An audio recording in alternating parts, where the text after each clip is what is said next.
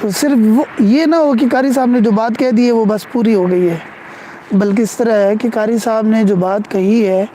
وہ قاری صاحب سے پوچھ لینی چاہیے کہ قاری صاحب یہ بات جو آپ نے کہی ہے، مثال کے طور پر اگر ہم شروع کی تختیوں میں ہیں وہ حرکات والی پڑھ رہے ہیں، با زبر با، با زیر بی، با پیش بو، تو قاری صاحب سے پوچھنا چاہیے کہ قاری صاحب اس کا کیا مطلب ہے،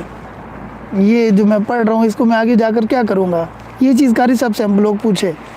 اسی طرح اگر تنوین والی ہے، میم دو زبر من، میم دو زیر من، میم دو پیش من، قاری صاحب سے پوچھیں کہ یہ قاری صاحب یہ میں کیوں پڑھ رہا ہوں، اس کے مجھے آگے چل کر کیا فائدہ ہوگا،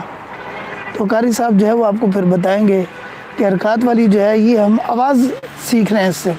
کہ با زبر با، دیکھیں نا گھر کے اندر مما سالن بناتی ہے،